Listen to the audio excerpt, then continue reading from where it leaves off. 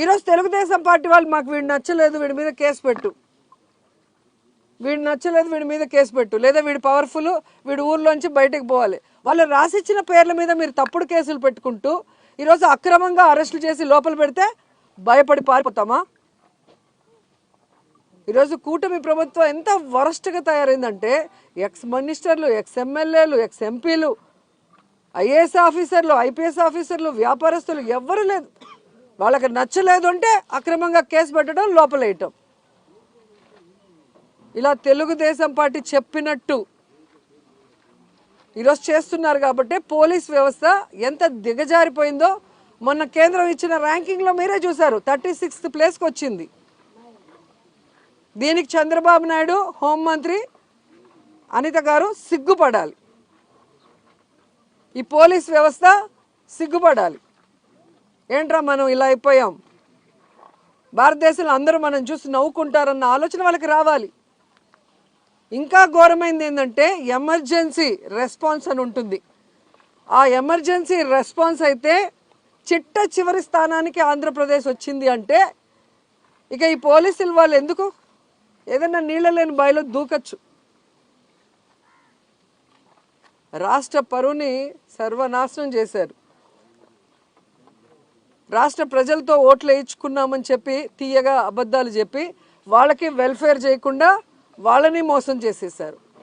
తీరా ఏం చేశారే అంటే సంపద సృష్టిస్తామంటూ అప్పులు సృష్టిస్తున్నారు. ఈరోజు మంగళవారం నాకు తెలిసి ఈరోజు మళ్ళీ 6,000 కోట్లు అప్పు చేస్తున్నారు. సో ఈ రోజుతో కలిపి 3 లక్షల కోట్ల పైగా అప్పులు చేసావు. ఏమిచ్చావు? జనాలకు చెప్పిన వెల్ఫేర్ ఏమైనా చేస్తున్నావా? జగన్మోహన్ గారు ఇచ్చింది ప్రతిదీ ఇస్తూ ఎక్స్ట్రాగా చేస్తాను సూపర్ 6 అన్నావు. జగన్ గారు ఇచ్చింది మొత్తం తీసేసావు. నువ్వు ఇచ్చిన సూపర్ 6లో ఏం చేసావు? మరి ఈ డబ్బులంతా ఎక్కడికి పోతున్నాయి? ఇన్ని లక్షల కోట్లు అప్పు చేస్తున్నావు. ప్రజలకి వెన్నుపోటు పడటం ఈయనకి వెన్నతో పెట్టిన విద్య. మాకైతే ఇంకా బాధాకరం. రాయలసీమ లిఫ్ట్ ఇరిగేషన్ని మొన్న చూసాం మనం. రేవంత్ రెడ్డి గారు అసెంబ్లీలో మాట్లాడేది చూస్తే చంద్రబాబు కంటే ఎవరైనా రాయలసీమ ద్రోహి ఉన్నారా? నువ్వు పుట్టింది రాయలసీమలో, పెరిగింది రాయలసీమలో. ఈరోజు నువ్వు సీఎంగా ఉన్నావు అంటే ఆ రాయలసీమ ప్రజల ఆశీస్సులతో. అలాంటి రాయలసీమకి వెన్నుపోటు పొడవాలన్న ఆలోచన నీకు ఎలా వచ్చిందని నాకు అర్థం కావట్లేదు. ఆ రోజేమో రాష్ట్ర విభజనకి సంతకం చేసావు, ఆంధ్రప్రదేశ్ని సర్వనాశనం చేసావు. ఈరోజు రాయలసీమ లిఫ్ట్ ఇరిగేషన్ పని చేయకుండా ఆపేసి రాయలసీమకు అన్యాయం చేస్తున్నావు. రాయలసీమ ఏం తప్పు చేసింది? మీకేం అన్యాయం చేసింది?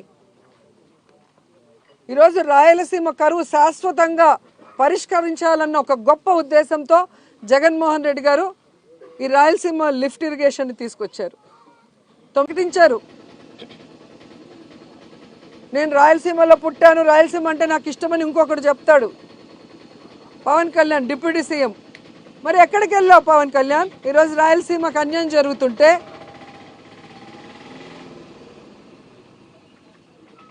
ఈరోజు రాయలసీమకు వెన్నుపోటు పోస్తుంటే చంద్రబాబు నాయుడు గారు ప్రశ్నించకుండా కత్తందిస్తున్నావా? దీనికోసమైనా నువ్వు పార్టీ పెట్టింది? దీనికోసమైనా నువ్వు కూటమిలో చేరింది? దీనికోసమైనా చంద్రబాబు నాయుడిని గెలిపించింది? ఇంకా 15 సంవత్సరాలు చంద్రబాబు నాయుడు ముఖ్యమంత్రి చేయడానికి పనిచేస్తూనే ఉంటారు. దేనికి?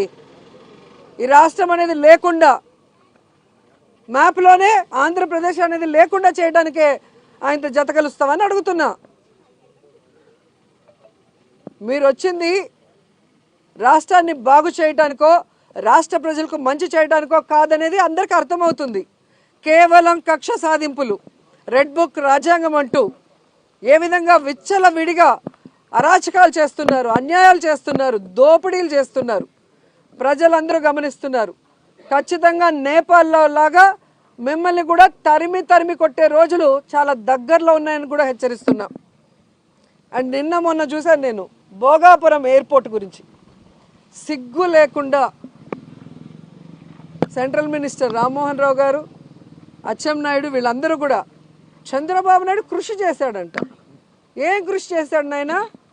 ఎన్నికలు ఉన్నాయంటే నెల ముందర రాయేయటమా? ఇలాంటి రాళ్ళు రాష్ట్రం మొత్తం వేశాడు. ఏ రోజు ఏ రాయికి పని చేయలేదు. జగన్మోహన్ రెడ్డి అక్కడికి వెళ్ళి ల్యాండ్ అక్విజిషన్ చేయటం కానీ, అక్కడున్న రైతులకి కాంపన్సేషన్ ఇచ్చి పునరావాసం కల్పించడం దగ్గర నుంచి దానికి అమౌంట్ని కేటాయించి దాన్ని శరవేగంగా పనులు చేయించడం అనేది అందరూ గమనిస్తున్న విషయం. అండ్ సాక్షాత్తు జిఎంఆర్ హెడ్ మల్లికార్జున్ గారు చెప్పారు కదా, ఆ రోజుల్లో వైఎస్ఆర్ గారి చేతుల మీదుగా శంషాబాద్ ఎయిర్పోర్ట్ కట్టాను, ఈరోజు ఆయన కొడుకుల చేతి మీదుగా భోగాపురం ఎయిర్పోర్ట్ కడుతున్నా, నాకు చాలా హ్యాపీగా ఉంది అని. ఇంత స్పష్టంగా వాళ్ళు పబ్లిక్గా మీటింగ్స్లో చెప్పిన దాన్ని ప్రజలు వినలేదనుకున్నారా, చూడలేదనుకున్నారా, లేదా మతిమరుపులు ప్రజలకు అనుకున్నారా? సిగ్గు లేకుండా అబద్ధాన్ని చెప్తున్నారు. ఇదే రామ్మోహన్ గారిని నేను సూటిగా ప్రశ్నిస్తున్నా, మీకు దమ్ము ధైర్యం ఉంటే ఆల్రెడీ చంద్రబాబు నాయుడు అదే సమయంలో నెల్లూరులోను కుప్పంలో కూడా ఎయిర్పోర్ట్ కడతానని రాయేశాడు కదా, మరి భోగాపురం కట్టగలిగిన వాళ్ళు ఎందుకు ఇవి కట్టలేకపోయారు? మీ అబద్ధాలు నమ్మటానికి ఎవ్వరు లేరు. మీరు నిరూపించుకోవాలి అంటే ఈ నెల్లూరులో ఎయిర్పోర్టు, కుప్పంలో ఎయిర్పోర్టు మీ చంద్రబాబు నాయుడు స్టోన్ వేశాడు కదా 2019లో, దాన్ని పూర్తి చేసి చూపించండి. ఈ రామ్మోహన్ రావు కేవలం మైకుల ముందు మాట్లాడటానికి తప్ప పనిచేయడానికి పనికిరాడు అని నేషనల్ మీడియానే ఏ విధంగా గడ్డి పెట్టిందో మీరు చూశారు. మొత్తం దేశంలోనే మన రాష్ట్ర పరువుని ఈ మంత్రి గారు ఎలా తీశారో అందరూ చూశారు. ఇంకా సిగ్గు లేకుండా ఆయన అబద్ధాలు మాట్లాడుకుంటుంటే ఇలాంటి వాళ్ళని ఏం చేయాలో అర్థం కావట్లేదు.